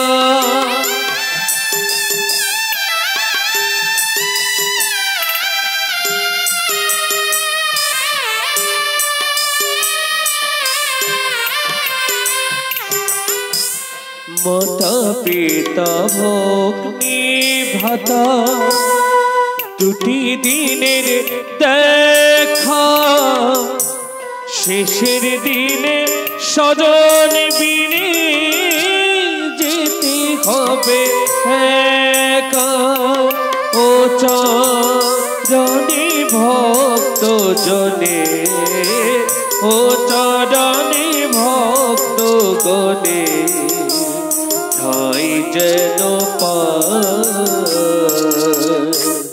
হাতরে পার করে নিও গোয়ামা দয়া হাতরে পার করে নিও গোয়ামা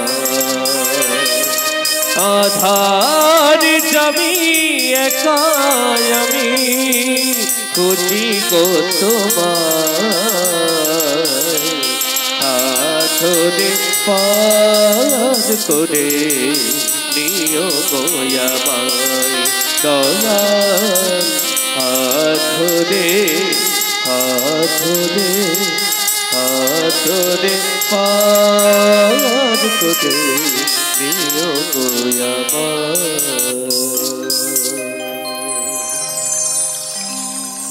बोलिए भक्तवत्सल भगवान की जय हो।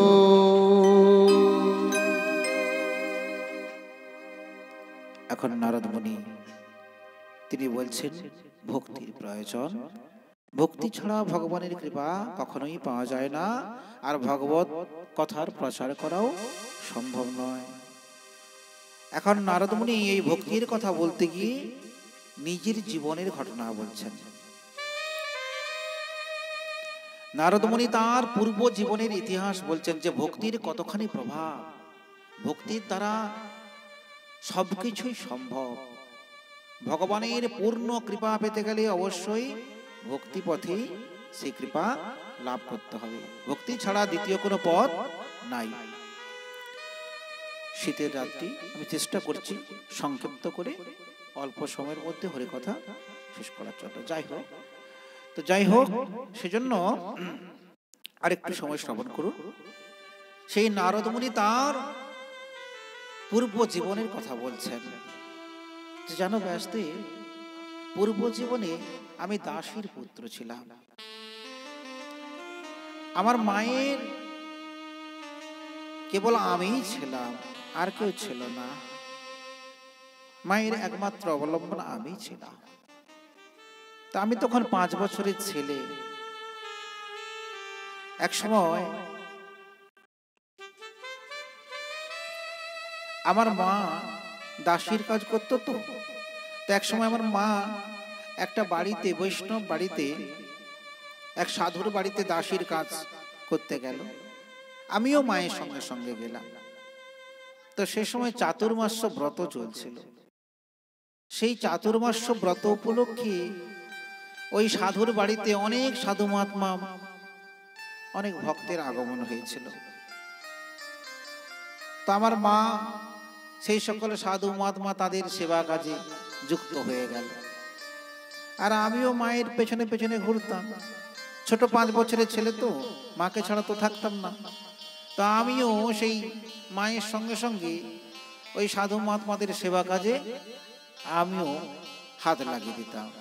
সেই মহাত্মারা তারা বলতো, বাছা এই একটু ফুলের সাজিটা নিয়ে আয় তো, একটু এটা ধরিয়ে দাও তো। এরকম করে তারা কিছু কিছু কাজের কথা বলতো। আমিও খুব আনন্দিত হয়ে সেই কাজে যুক্ত থাকতাম। আর সেই সাধু মহাত্মারা প্রত্যেক দিন সুন্দরকে ভগবানকে সুন্দর করে ভোগ লাগাতো। সেই ভগবানের অধরামৃত প্রসাদ তারা সেবা করত, আর সেই কৃপা করে তারা সেই উচ্ছিষ্ট প্রসাদ আমার মাকে দিত, আমাকেও দিত, খুব ভালোবাসত। সে প্রসাদ আমি সেবা করলাম। আর সেই সাধু মহাত্মারা প্রত্যেক দিন কি সুন্দর করে ভগবানের গুণগাথা তারা আলোচনা করতেন, ভগবানের কথা কি সুন্দর করে তারা আস্বাদন করতেন। আর আমি বসে বসে এক নিবিষ্ট চিত্তে সেই ভগবানের কথাগুলো শুনতাম। শুনতে শুনতে শুনতে শুনতে কখন যে ভগবানে আমার অনুরাগ জন্মে গেল আমি বুঝতে পারলাম না। আমি মনে মনে চিন্তা করলাম, এই জগতে ভগবান ছাড়া আর কিছু সত্য বস্তু হতে পারে না। জগতের একমাত্র আশ্রয় শ্রী ভগবান। আস্তে আস্তে আমার মধ্যে ভক্তির ভাব প্রস্ফুটিত হতে লাগলো। আমি ছিলাম একরকম, হয়ে গেলাম আরেক রকম।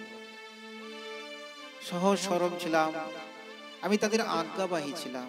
তারা যখন যা বলতো আমি তাই করতাম। মোক্ষ লাভের নিশ্চিত সাধন সেই কৃষ্ণ কথা তারা কি সুন্দর করে আস্বাদন করাতো। মনোহর সেই কথাগুলো শুনতে শুনতে আমি অভিভূত হয়ে যেতাম। তত্রানহং কৃষ্ণ কথা প্রগায়তা মনোগ্রহেণা শিনবং মনোহরা তা শ্রদ্ধয়া মেনুপদং বৃজিন্নতঃ প্রিয় সব সঙ্গ মমাবদরুচি। সৎসঙ্গে সেই লীলাগানরত মহাত্মাদের অনুগ্রহে প্রতিদিন শ্রীকৃষ্ণের মনোহর লীলাকথা শ্রবণ করতাম। শ্রদ্ধা সহকারে প্রতিটি কথা শ্রবণ করতে করতে প্রিয় কীর্তি ভগবানে আমার অনুরাগ জন্মালো। তাহলে ভগবানে যে অনুরাগটা, সংসারে মানুষ আমরা, আমাদের ভগবানে অনুরাগ নেই। এই অনুরাগটা আসবে কি করে?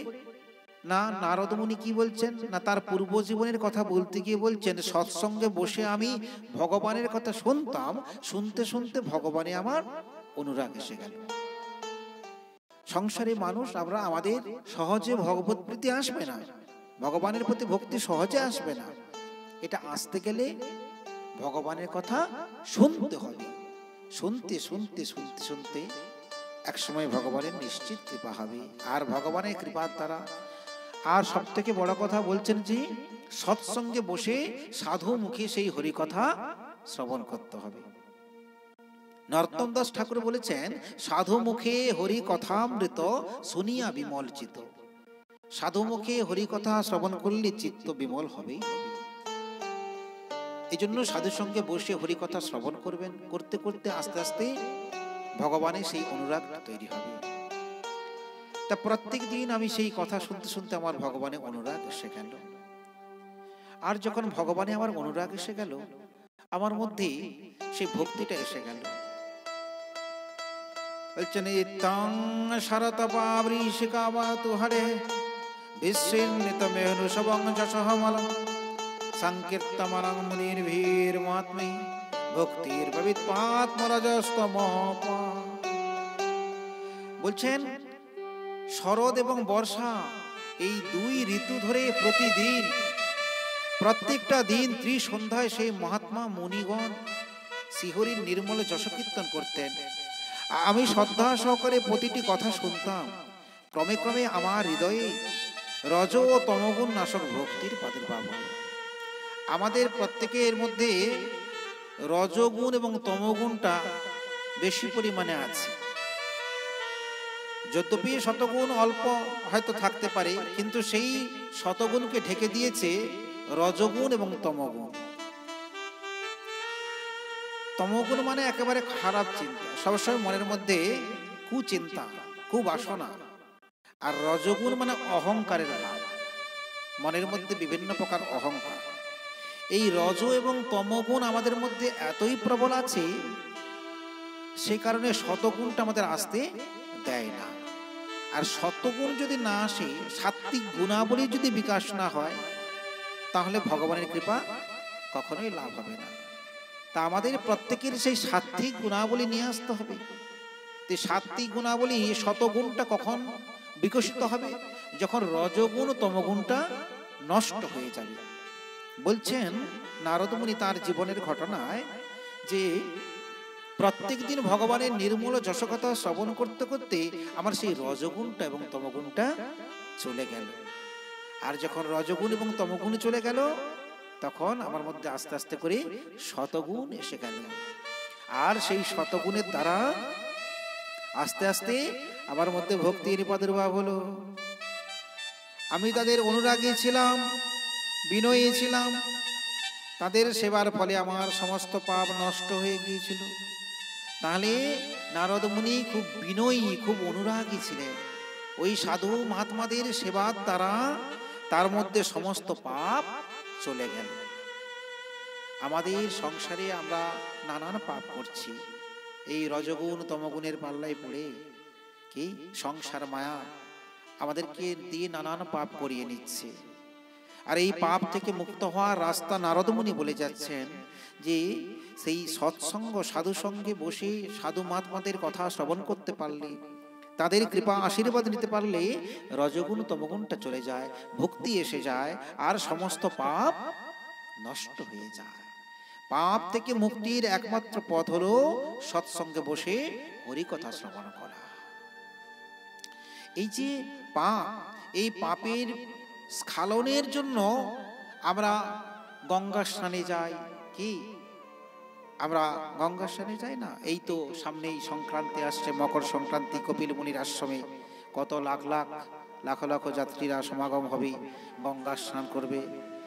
তো এই গঙ্গা স্নান ইত্যাদি দ্বারা আমাদের পাপ কিন্তু বিধৌত হয়, কিন্তু পাপ করার মানসিকতাটা কখনোই নষ্ট হয় না।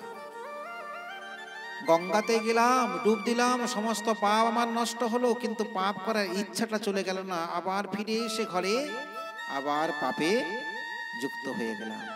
পাপের প্রবৃত্তিটা নষ্ট হয় না, কিন্তু কেবলমাত্র হরিকথা শ্রবণের দ্বারা, মহাত্মাদের সঙ্গ করলে, সাধু সঙ্গে হরিকথা শ্রবণের দ্বারা সমস্ত পাপ বিধৌত হয়ে যায়। শুধু পাপ বিধৌত হয় তা নয়, পাপের মানসিকতাটাও নষ্ট হয়ে যায়, পাপের মূলোচ্ছেদ হয়ে যায়, সমূলে পাপ বিনাশ হয়ে যায়, পাপ করার ইচ্ছাটাও আর থাকে না। এটা একমাত্র সাধু সঙ্গেই সম্ভব হয়। তাই আমি সাধু সঙ্গে বসে সেই কথা শুনতাম, তাদের কথা শুনতাম, আর তাদের সেবার ফলে আমার সমস্ত পাপ নষ্ট হয়ে গেল, আমার হৃদয়ে শ্রদ্ধা এসে গেল। সাধুদের সেবার দ্বারা সমস্ত পাপ নষ্ট হলো, পাপ চলে গেলে শ্রদ্ধা আসবে, শ্রদ্ধা এসে গেল, আমি ইন্দ্রিয় সংযম হয়ে গেল আমার, আমি কায় মনোবাক্যে তাদের কথা শুনতাম, আজ্ঞবহ ছিলাম। তা নারদ মুনির মধ্যে আস্তে আস্তে করে বিভিন্ন গুণাবলীর বিকাশ হচ্ছে। সাত্ত্বিক যে গুণাবলী, ভগবানকে পেতে গেলে যে গুণের প্রয়োজন, সেই গুণগুলো আস্তে আস্তে করে বিকশিত হচ্ছে। কেন না? ওই সাধু সঙ্গে, সাধুর সেবা, কৃপা এবং সাধুর মুখের হরিকথা শ্রবণের দ্বারা। ভাগবত বলছেন, যস্যস্তি ভক্তি ভগবত অকিঞ্চনা সর্বে গুণেস্তত্র সমাসতে সুরাহা। বলছেন যারা ভগবানের ভক্ত হয় তাদের মধ্যে ভগবানের গুণগুলো আস্তে আস্তে প্রভাবিত হতে থাকে। যারা ভগবানের ভক্ত হয়, ভগবানের দিব্য গুণগুলো আস্তে আস্তে সেই ভক্তের মধ্যে সঞ্চার হতে থাকে। আজকে নারদ মুনি ভগবানের প্রিয় ভক্তে পরিণত হচ্ছেন, তাহলে তার মধ্যে ভগবানের গুণগুলো আস্তে আস্তে এসে যাচ্ছে। তা এই যখন গুণ এসে গেল, এবার সেই দেখতে দেখতেই চাতুর্মাস ব্রতটা শেষ হয়ে গেল। ব্রত যখন শেষ হলো, তখন সেই নারদ মুনি সাধু মহাত্মাদের চরণ ধরে বলছে, হে মহাত্মাগণ, আপনারা তো চলে যাচ্ছেন, কিন্তু আপনারা যে সন্ধান দিয়ে গেলেন সেই লক্ষ্যে পৌঁছানোর জন্য, সেই গোবিন্দকে পাওয়ার জন্য আমার মন যে আকুল বিকুল করছে, আমার মন আকুলি বিকুলি করছে গোবিন্দকে পাওয়ার জন্য। আপনারা সেই গোবিন্দের এত সুন্দর কথা, এত মধুর বাণী শ্রবণ করেছেন, এত সুন্দর ভগবানের দিব্য কথা শুনিয়ে তাকে মনের মধ্যে, হৃদয়ের মধ্যে ভগবানকে এমন ভাবে আপনারা প্রতিষ্ঠা করেছেন যে আমি সেই ভগবান ছাড়া আর কিছুই আমার ভালো লাগে না। তাই কৃপা করে আমি সেই ভগবানের চরণ প্রান্তে যেতে চাই, আপনারা কৃপা করে আমাকেও নিয়ে চলুন। সাধু মহাত্মারা বলছে, শোনো বাছা, তুমি তো ছোট ছেলে, তোমার মায়ের একমাত্র স্নেহের অবলম্বন তুমি, মা তো তোমাকে ছাড়া আর তো তার কেউ নেই। এখন মাকে কাঁদিয়ে তোমার যাওয়াটাকে ঠিক হবে? তুমি চলে গেলে যে মা বড় কাঁদবে, মা যে কষ্ট পাবে। তো মায়ের একমাত্র স্নেহের অবলম্বন সকলকে হারিয়ে তোমার মা শুধু তোমাকে নিয়ে বেঁচে আছে। আমরা তোমাকে কৃপা করলাম, নিশ্চয়ই তুমি ভগবানের কৃপা লাভ করবে, কিন্তু এখন আমরা নিয়ে যেতে পারলাম না। নারদ মুনিকে কৃপা করে সাধু মাতমারা চলে গেল। এবার সেই নারদ মুনি মায়ের সঙ্গে থাকতেন, কিন্তু মনটা সবসময় গোবিন্দের চরণে পড়ে থাকত। কখন আমি সেই গোবিন্দের কৃপা লাভ করব, কখন সাক্ষাৎ তাকে আমি দর্শন করতে পারব, মনটা সবসময় সেই গোবিন্দ চরণে পড়ে থাকত। কিন্তু উপায় তো কিছু নেই, মাকে ছেড়ে যাবেন কি করে? মা যে বড় একা। তো একদিন তার মা সেই ভোর থেকে উঠে গাভীর দুগ্ধ দহন করতে যাচ্ছেন। মা গাভীর দুগ্ধ দহন করতে যাচ্ছেন। সেই গোয়াল ঘরটা একটু দূরে ছিল, অনেকটা দূরে ছিল। সেই অনেক ভোর থেকে উঠেছেন, তখনও সকাল হয়নি, ফাঁকা হয়নি, অনেক অন্ধকার আছে। সেই ভোর থেকে উঠে সেই মা গাভীর দুগ্ধ দহন করতে যাচ্ছেন। একদা নির্গতাং গৃহাদ দুহিন্তিক নিশিগাংপতি সর্পঃ দশদপদা পৃষ্ঠ কৃপয়াং কালো চোরিতা। একদিন গাভীর দুগ্ধ দহন করতে যাচ্ছেন মা, আর সেই পথের মধ্যে একটা ভয়ঙ্কর সেই সর্প ছিল, বিষধর সর্প। সেই সর্পটা তার মাকে দংশন করল। আর যখন সেই সর্পটা, ভয়ঙ্কর সেই বিষধর সর্পটা সেই দংশন করলো, আর সঙ্গে সঙ্গে সেখানে ছটপট ছটপট করতে করতে তার মা মারা গেল। এই মা যখন মারা গেল, চোখের জলে বুক ভেসে গেল নারদ মুনি। ছোট 5 বছরের ছেলে, তার মা, একমাত্র মায়ের সেই অবলম্বন, মা ছাড়া তো আর কিছু সে জানে না। যতটুকু ভালোবাসা মায়ের কাছ থেকে পেয়েছেন, আর তো কারো কাছ থেকে। বাবা তো কখন ছোটবেলায় জন্ম দিয়ে মারা গিয়েছে। এখন সেই মা মারা গেল, মায়ের জন্য তার অনেক কষ্ট হলো, খুব দুঃখ হলো। মনের কষ্ট চেপে রেখে মায়ের সৎকার ক্রিয়া করলেন। লোকজনকে ডেকে মায়ের সৎকার হয়ে গেল। মনে মনে চিন্তা করছেন, আমি গোবিন্দ চরণে যেতে চাই। তার জন্যই কি ভগবান কৃপা করে আমার মাকে নিয়ে নিল? তদা তদমিশস্য ভক্তানাং সমভিস্মতঃ অনুগ্রহং মন্যমান প্রতিষ্ঠং দিশোত্তরা। হ্যাঁ হ্যাঁ, এটা ভগবানের অনুগ্রহ। আমি যে ভগবানের চরণে যেতে চাই, আমার মন প্রাণ ভগবানের চরণে সমর্পিত। কিন্তু এখন সেই ভগবানের চরণে যেতে গেলে একমাত্র বাধা হলো আমার মা।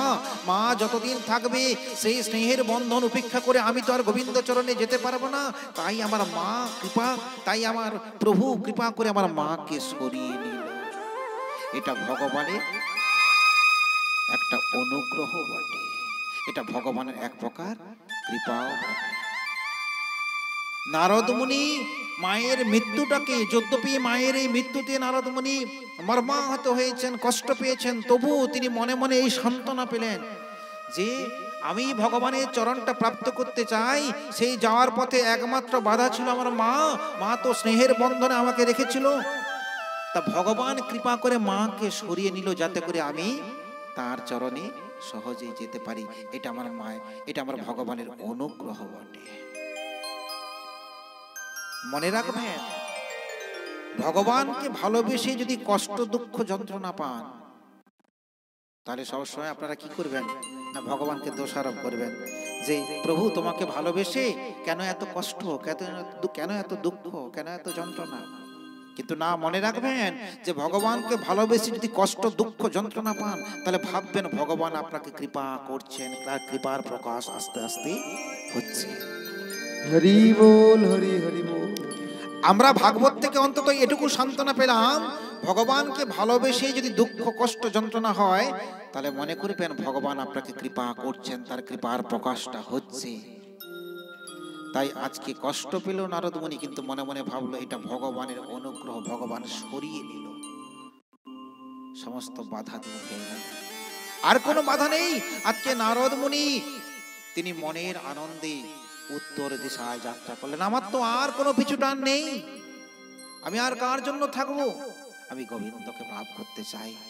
তাই আজকে মন প্রাণ গোবিন্দ চরণে দিয়ে গোবিন্দের ভজন করতে করতে চলে যাচ্ছেন উত্তর দিশায় গভীর অরণ্যে।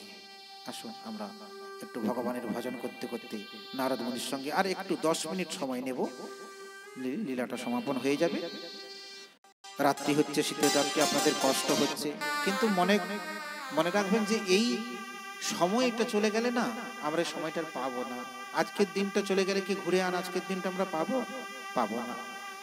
প্রত্যেক দিন তো আমরা সময় মতো, হ্যাঁ প্রত্যেকেই কর্মব্যস্ত মানুষ, কর্ম করতে হয়, কিন্তু আমরা তো প্রত্যেক দিন ঘরে তাড়াতাড়ি ঘুমিয়ে যাই। কি ভাগবতের প্রথমেই বলেছিলাম যে আমাদের অর্ধেকটা সময় ঘুমিয়ে কেটে যায়।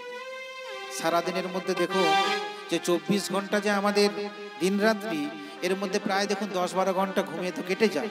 শীতকালে তো আরো বেশি করে ঘুম হয়, কি তাড়াতাড়ি ঘুমিয়ে যাওয়া হয়, আর ভোরে উঠতে পারা যায় না, তো 10-12 ঘন্টা তো ঘুমিয়ে কেটে যায়।